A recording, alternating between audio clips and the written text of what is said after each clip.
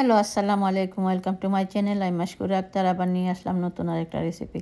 আজকে আমি দেখাবো আলু দিয়ে আর বিফ কিমা দিয়ে আমি বানাই, পিজ্জা কীভাবে বানাই। এটা ময়দা ছাড়া আমি পিজ্জা বানাবো। আমার সাথে থাকেন, ভিডিওটা লাইক দিয়ে স্টার্ট করবেন।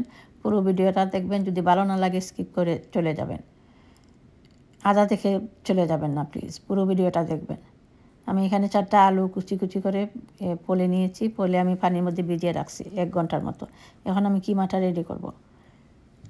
কিমাটার জন্য আমি এখানে অল্প একটু তেল দিয়েছি। তারপরে আমি একটু আধা কাপ পেঁয়াজ, গ্রেন্ড করা পেঁয়াজ দিয়েছি।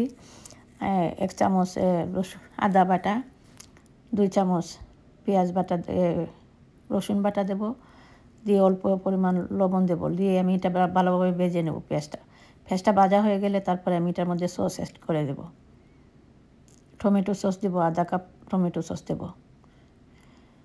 অনেক মজার পিজ্জা হয়। যারা ময়দা খান না, ময়দা ভালো পান না, তারা খাইতে পারেন। আমার বাচ্চারা আলু খুব ভালো পায়, তাই আমি আলু দিয়ে বানিয়ে ওদেরকে দিই। এটা অনেক মজাদার। আমি জানি না আপনারা খাইছেন কি না। যারা খাইছেন তো খাইছেন, না খাইছেন যারা একবার বানিয়ে খাইবেন, আপনাদের বাচ্চাদেরকে খাওয়াবেন। এটার মধ্যে আমি একটু ব্ল্যাক পেপার দিয়েছি আর একটু অরিগানো দিয়েছি। টমেটো সসটা দিয়ে ভালোভাবে ভেজে নেবেন। এটা ভাজা হয়ে গেলে তারপরে কিমাটা ছেড়ে দেবেন। আমি এখানে 1.5 কাপ কিমা নিয়ে, 1.5 কাপ নয়, 1.5 পাউন্ড কিমা নিয়েছি। পেঁয়াজটা ভালোভাবে আমি ভেজে নেব। সসটা দিয়েছি তো সসটা ভাজা হয়ে যাবে, পেঁয়াজটা ভাজা হয়ে যাবে। এখন আমি কিমাগুলো ছেড়ে দিয়েছি। কিমাগুলো দিয়ে তারপরে আমি ভালোভাবে নাড়াচাড়া দিয়ে ডাইখা রাখবো। অল্প আঁচ দিয়ে আমি এটাকে কুক করে নেব ভালোভাবে। এটা অনেক মজা, এই কিমাটা যদি ভালোভাবে কুক করতে পারেন, তাহলে অনেক মজা পাবেন। আমি যেভাবে বলতে সেভাবে কুক করবেন। আমার বাচ্চারা স্পাইস ভালো পায় না, তাই আমি আর কোনো যাতে স্পাইস দিই নাই। এখন আমার কিমাটা এদিকে রেডি হবে। আমার কিমাটা রেডি হয়ে গেছে। এখন আমি আলুটা মিক্স করব। আলুটা আমি স্টেনারের মধ্যে রেখে দিছি। এখন আমি স্টেনার থেকে একটা বোলের মধ্যে নিয়ে নিয়েছি।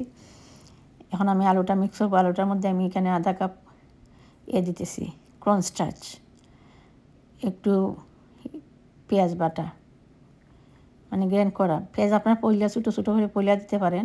আমি পয়লা দিই না, আমি আধা ভাঙা করে দিয়েছি। এখানে আমি একটু অরিগানো দিয়েছি। তারপরে আমি ব্ল্যাক পেপার দেবো, অল্প পরিমাণ লবণ দেবো। লবণের পরিমাণটা আপনারা বুঝে দিবেন। কিমার মধ্যে লবণ, এটার মধ্যে লবণ কম দিবেন। কিমার মধ্যে কম দিবেন, আলুর মধ্যেও কম দিবেন। সসের মধ্যেও সাধারণত লবণ থাকে, টমেটো সস দিয়ে এটা ভালোভাবে আমি মাখিয়ে নেব। মাখানো হয়ে গেলে তারপরে আমি এটা রুটির মতো বানিয়ে নেব। এটা অনেক মজাদার হয়। আপনারা ট্রাই করবেন প্লিজ। যারা খান নাই, ট্রাই করে দেখবেন। আমি রেসিপি নিয়ে আসি, বলবেন যে না আপু সব কিছু বলে মজা। সত্যি মজা হয়। আপনারা বানিয়ে খাবেন। খাওয়ার পরে কমেন্ট করে বলবেন যে আপু কী বলছি, মিথ্যা বলছি কি না। আমি মিথ্যা বলি না। আমি একটা ফ্রাই প্যান নিয়েছি। ফ্রাই প্যানের মধ্যে অল্প একটু তেল দিয়েছি। ফ্রাই প্যানটা গরম হয়ে গেছে। এখন আমি আলুগুলা একটা রুটির মতো গোল করে দিয়ে দেবো। আমি এই আলু দিয়ে 2টা বানাবো, রুটি বানাবো। আপনারা যদি ওভেনের মধ্যে বানাইতে চান, তাইলে অধিক ভালোভাবে করে নেবেন। আলু 2 সাইড কুক করে নেবেন। তারপরে এই খিমা চিজ দিয়ে ওভেনে রেখে দেবেন 350 ডিগ্রিজ। 10 মিনিট রাখলেই হবে। এখন আমার রুটিটা আমি উল্টিয়ে এখন এটার মধ্যে কিমা দিয়েছি।